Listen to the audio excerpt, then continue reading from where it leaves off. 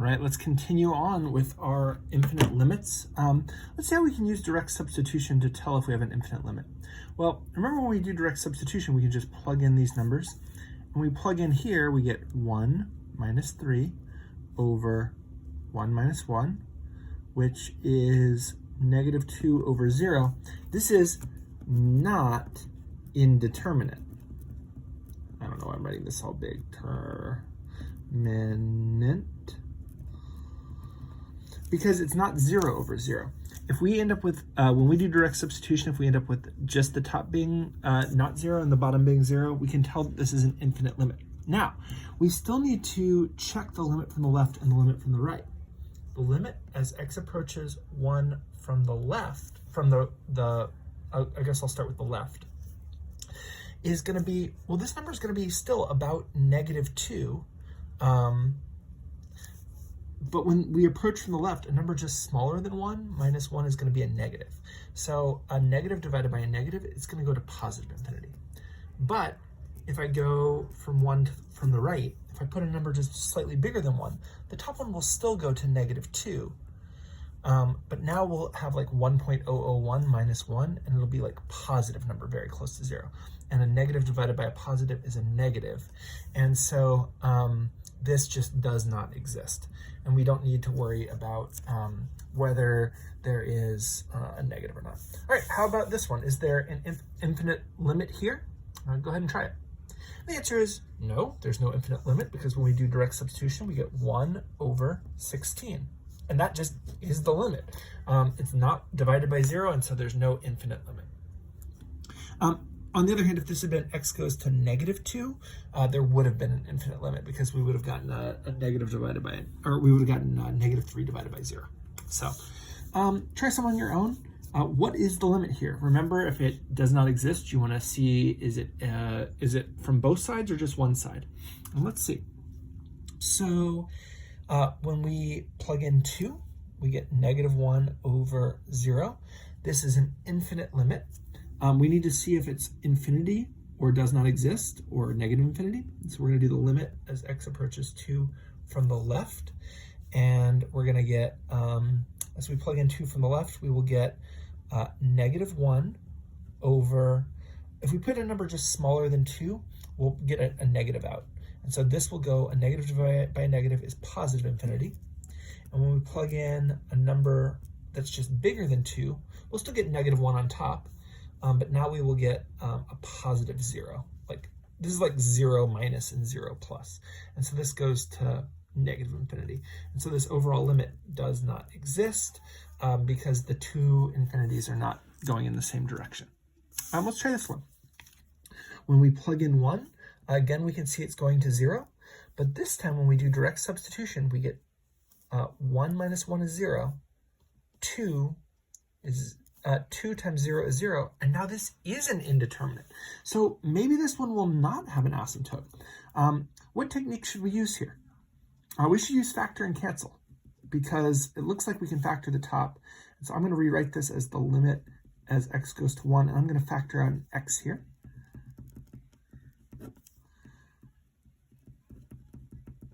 And we can see that these factors cancel out, and now we can use direct substitution, and we get 1 over 1 squared is 1, 1 plus 1 is 2. So we get 1/2. So just because the denominator isn't 0 doesn't mean it's an infinite limit.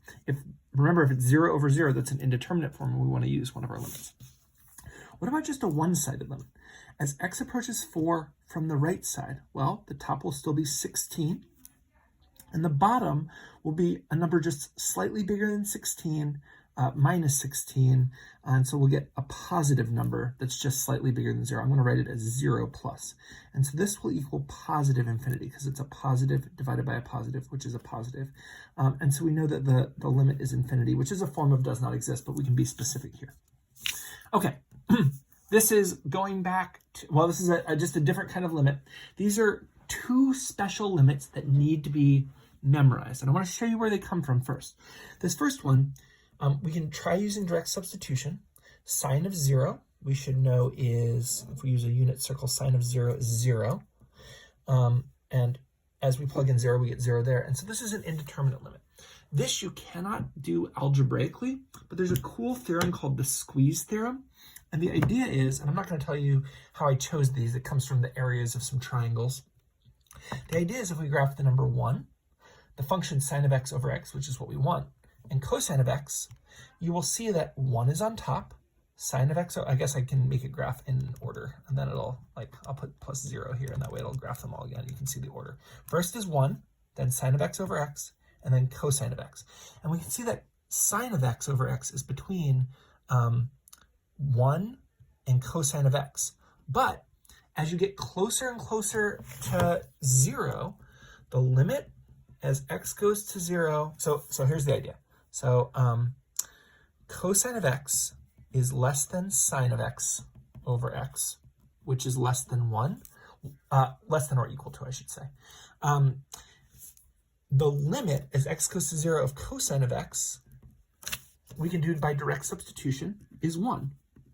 The limit as x goes to 0 of 1, that's one of our limit properties from earlier today, that is 1. So cosine of 0 is 1, 1 is 1, and so because sine of x over x is between cosine of x and 1, that must mean that the limit as x goes to 0 of sine of x over x equals 1. This is called the squeeze theorem, and the idea behind it is that if you have 3 functions and one of them is in the middle, and you know the limits of the one that's bigger than it and the one that's smaller than it, then that limit must also, the limit of the middle one must also be the same as the limit of the other 2. And so we can see as we squeeze in, as we get in towards 0, the limit of sine of x over x gets squeezed in towards 1, and we can see that visually. This is worth memorizing. It comes up a lot. It's one of the only 2 memorized limits you need, and the other one we'll see in just a second. The other memorized limit we need is the limit as x goes to 0 of cosine of x minus 1 over x. And this time, we're going to use some algebra and some trig. So we're going to multiply by the conjugate here. What is the conjugate of cosine of x minus 1?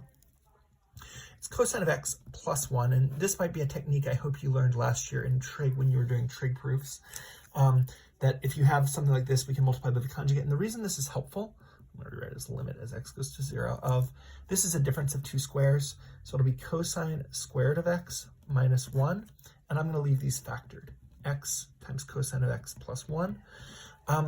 This is helpful because remember that we can, when we get squares, we can use the Pythagorean formula that says sine squared of x plus cosine squared of x equals 1.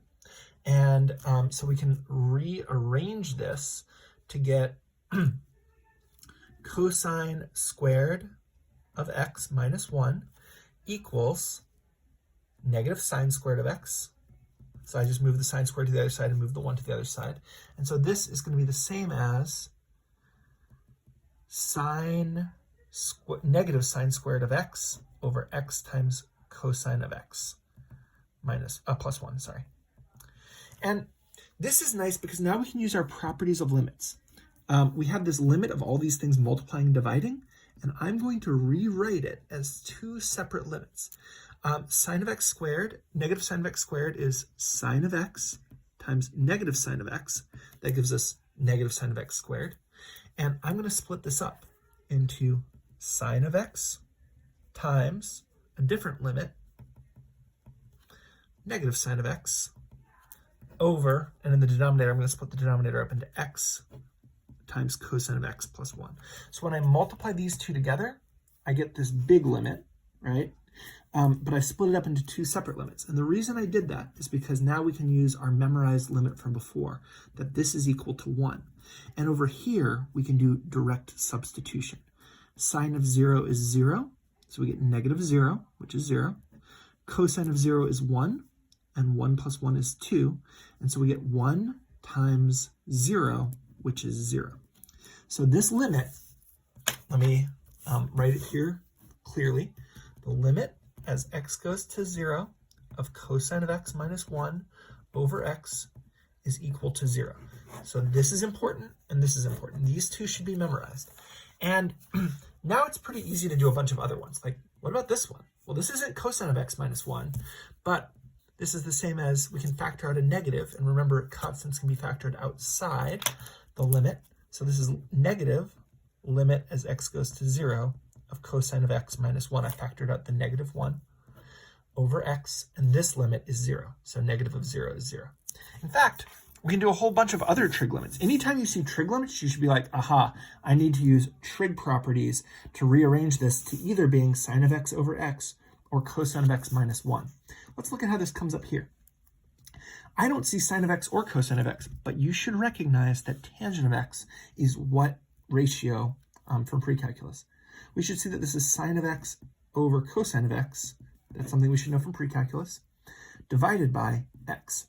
And remember, whenever we have a fraction divided by another thing, we can rewrite it as, instead of dividing by x, it's the same as multiplying by 1 over x. And now we start to see something. I see my sine of x, I see my 1 over x, and I'm going to multiply these together.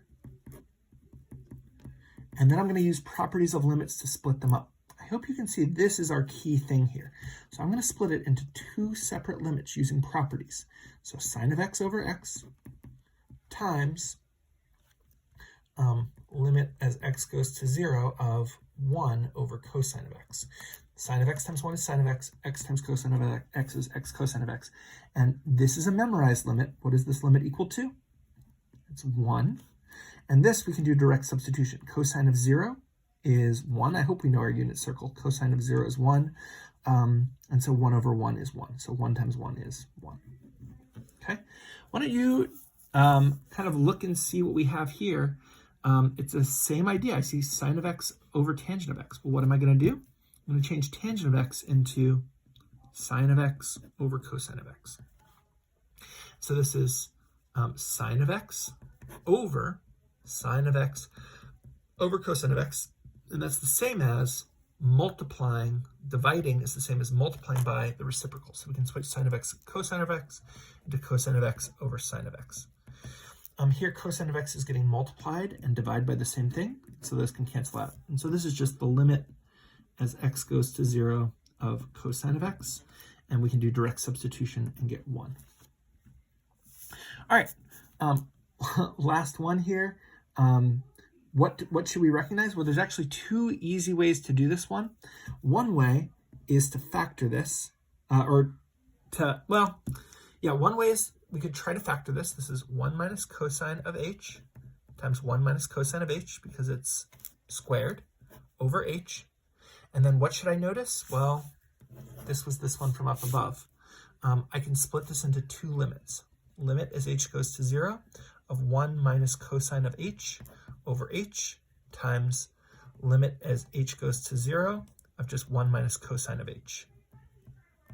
And here, this is that memorized limit we can see easily is 0, and here we can do direct substitution. So 0 times, I guess it's not going to matter what it is because 0 times anything is 0. All right, so these trig limits take a little while to get used to, but the idea is you need to memorize and recognize when you see sine of x over x as x goes to 0. Be careful. If you have like limit as x goes to 1 of sine of x over x, this is not equal to 1. This is sine of 1 over 1, which is just sine of 1. If we have like limit of anything other than 0, this isn't true. It's only limit as x goes to 0 is 1. And this other special limit is equal to 0. So those you need to memorize and recognize because they come up sometimes in trig limits. All right, good luck on your homework today. It'll get some practice. And if you have questions, ask.